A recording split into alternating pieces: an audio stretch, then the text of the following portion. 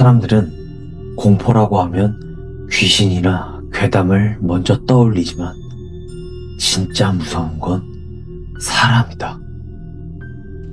특히 이유 없는 악의를 가진 사람. 지금으로부터 7년 전, 아직까지 미제로 남아있는 사건이 하나 있다. 사람들은 그 사건을 삐에로 사건이라고 부른다. 사건의 시작은 아주 평범하였다. 새벽 1시, 한 여성이 경찰서에 전화를 걸었다. 여보세요? 저 여기 심야기동 구독아파트 놀이터 쪽인데요. 네, 말씀하세요. 어떤 남자가 삐에로 분장을 하고 그네에 앉아있어요. 분장을 하고 있다고요? 네. 근데 계속 웃고 있어요. 아무것도 없는데 웃고 있어요. 저 너무 무서워요. 혹시 위협적인 행동은 하지 않았습니까? 아니요. 그냥 계속 저를 보며 웃고만 있어요. 경찰은 장난전화 취급을 하였고 출동조차 하지 않았다. 새벽에 누군가 분장한 거겠지 정도로만 생각하고 그냥 넘겼다. 하지만 이게 실수였다. 일주일 뒤 또 신고자가 들어왔다. 이번엔 남성 신고자였다. 저기 알람초등학교 옆 골목길인데요. 네, 말씀하세요. 삐에로 분장한 사람이 담장 위에 앉아 있어요. 담장 위에요? 네. 제 쪽을 보고 손을 흔들고 있어요. 혹시 난간에서 떨어질 위험은? 아니요. 그게 불가능한 위치예요. 사람이 올라갈 수 있는 곳이 아닌데. 네. 일단 그쪽으로 출동하겠습니다. 하지만 경찰차가 도착했을 때 그 삐에로는 이미 사라지고 없었다. 그리고 다음날 심야기동 구독아파트에서 기괴한 장면이 포착되었다. 새벽 3시, 비 오는 밤. CCTV 화면에 한 남자가 삐에로 분장을 한 채 아파트 놀이터 앞에 서 있었다. 그는 한참 동안 카메라를 올려다보며 서 있었다. 움직이지도 않고 눈도 깜빡이지도 않고 마치 CCTV 반대편에 누가 있는 것처럼 가만히 기다리는 것 같았다.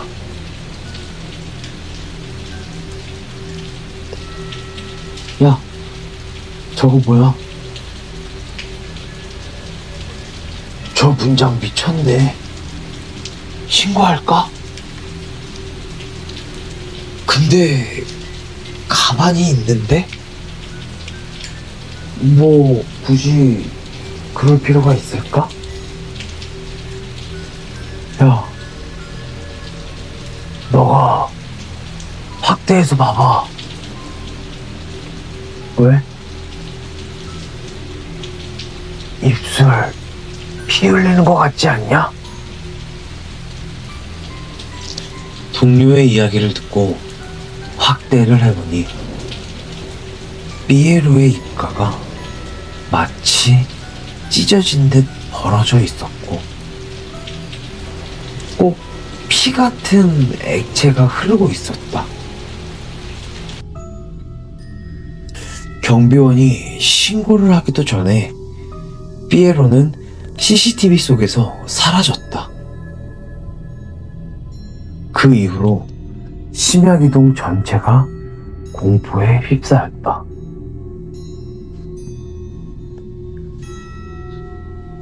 사건이 발생한 지 3주차.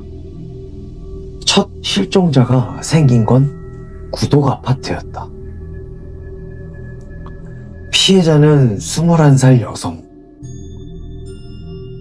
귀가를 하던 중이었고 마지막 CCTV에 아파트 앞 정문 옆에서 누군가에게 어깨가 잡히는 모습이 찍혀 있었다. 그 손에는 하얀 장갑이 끼워져 있었다.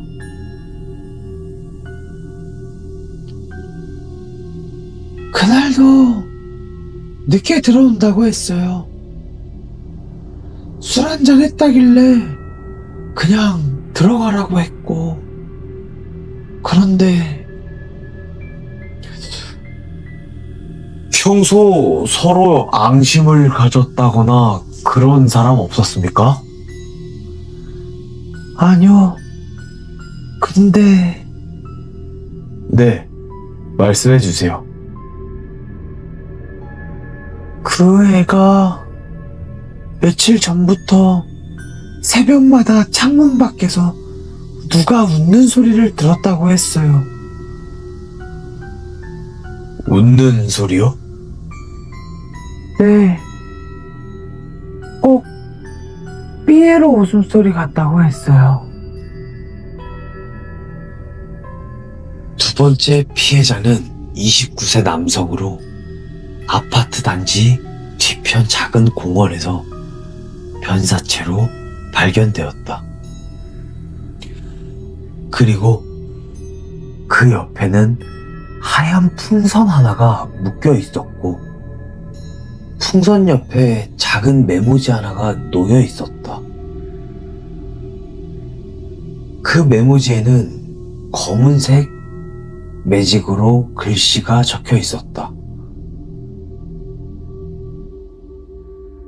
웃지 않는 사람을 난 좋아하지 않아.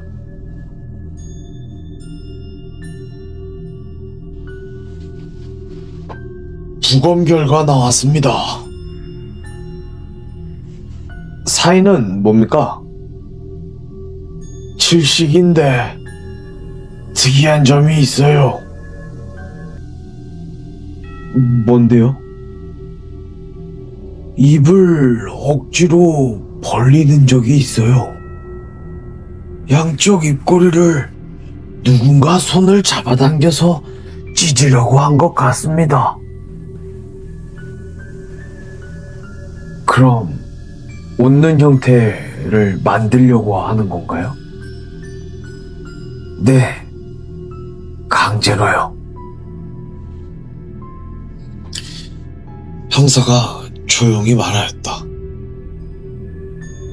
완전 미친 새끼네. 형사는 하나의 패턴을 발견하였다. 늦은 밤 가로등 하나 없는 곳에서 혼자 귀가를 하는 사람. 그리고 웃지 않는 표정의 사람만 노린다는 것이었다. 피해자들은 모두 표정이 무표정이었고 근심 있어 보이는 얼굴이었다. 형사들은 이상한 결론에 도달하였다. 피에로는 남을 억지로 웃게 만들고 싶은 건가? 그 방법이 입을 찢는 방식인 거고, 결정적 제보가 들어온 건 네 번째 CCTV였다. CCTV 속 삐에로가 어떤 한 차량 앞에서 멈추었는데 그 차량은 7년 전 유괴 전과가 있는 남성의 차량과 동일한 모델이었다. 경찰은 그의 집을 급습하였다. 하지만 집 안은 텅 비어 있었다. 바닥에는 삐에로 가발, 칠해진 신발, 피 얼룩이 묻은 의상만 남아 있었다. 그리고 방 한가운데 종이 한 장이 놓여 있었다. 그 문구는 너무나도 소름이 끼칠 정도의 글이었다.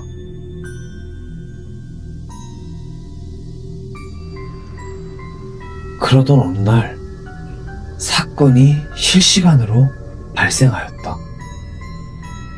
새벽 2시 한 남성이 경찰서에 허겁지겁 뛰어들어왔다. 저 방금 밖에서 이상한 걸.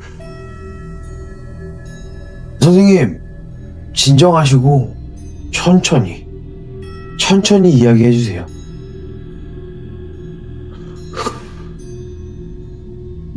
삐에로가 여자 목을 뒤에서. 목을 어떻게 했습니까?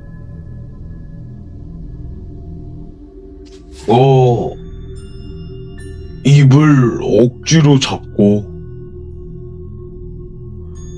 혹시 위치가 어디십니까?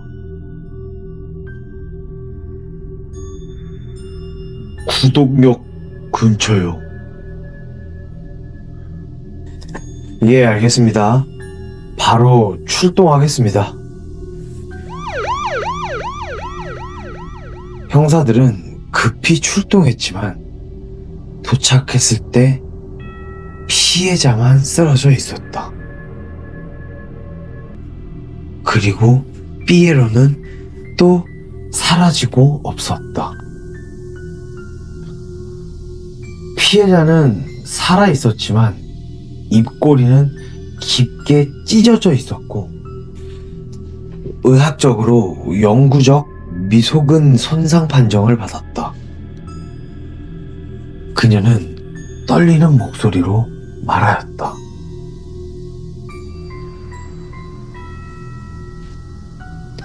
뭐라고 말하던가요?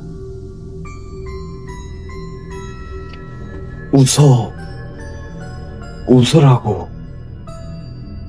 웃지 않으면 죽는다고. 구독역 사건 이후 경찰은 도시 전체에 비상경계를 내렸다. 삐에로의 정체는 여전히 알 수 없었다. 하지만 그날 이후로 이상하게도 신고 전화가 오지 않았다. 마치 마지막 구독역 사건이 미수로 남으면서 의도적으로 숨은 것만 같았다. 형사들은 그동안 모아둔 자료를 다시 처음부터 살펴보기 시작하였다. 그리고 형사들은 구독역 앞 사건에서 살아남은 여성에게 다시 진술을 부탁하기로 하였다. 그녀는 입 주변의 상처 때문에 말하기 불편한 상태였지만 형사에게 중요한 말을 전해주었다. 몸도 불편하신데 선뜻 진술에 응해주신다니 너무 감사합니다. 혹시 별 다른 특이사항은 없었나요? 그 사람 저한테 계속 말했어요. 뭐라고 그랬죠? 웃으면 놓아준다고. 그래서 웃었습니까? 아니요. 웃는 게 무서워서. 무서워서? 그 사람, 제가 억지로 입을 벌리니까 귀에다가 속삭였어요. 뭐라고 그러던가요? 아주 예쁠 거라고. 입이 찢어져도 웃는 모습이면 사람들이 더 좋아한다고. 형사는 소름이 끼쳤다. 범인은 웃는 얼굴을 좋아하는 게 아니라 웃게 만드는 과정을 즐긴다는 걸 확신할 수 있었다. 즉, 이건 단순한 공포가 아니라 의식 그 자체였다. 형사는 그날 그 집으로 다시 찾아가 증거 자료를 좀 더 찾아보았다. 그렇게 현재 그곳에 거주 중이라고 나와 있는 사람의 과거를 알 수 있었다. 나이는 50대 후반으로 과거 서커스단을 운영했다는 사실이 확인되었다. 하지만 그는 이미 이 세상 사람이 아니었다. 형사는 방을 좀 더 살펴보던 중 사진 한 장을 발견하였다. 남성과 함께 찍혀 있는 어린아이가 있었다. 그리고 그 순간 형사는 깨달았다. 이 사건은 사람을 이용해 공포를 만들고 그 공포가 커지는 걸 즐기는 누군가의 작품이었다. 그는 아직 사라지지 않았다.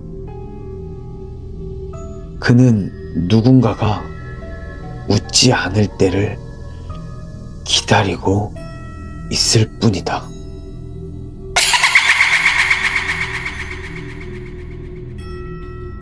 사람들은 그 뒤로도 말하였다. 귀신이든 괴담이든 그 어떤 이야기보다 무서운 건 결국 사람이라고. 사람들은 그를 삐에로라고 부르지만 정말 그게 한 사람이라고 확신할 수 있을까? 어쩌면 그는 하나가 아니었을지도 모른다. 오늘도 어딘가에서 하얀 장갑을 낀 누군가가 당신의 표정을 지켜보고 있을 수도 있다. 그리고 당신이 웃지 않는 순간 그는 당신 뒤에서 이렇게 속삭일 것이다. 무서워.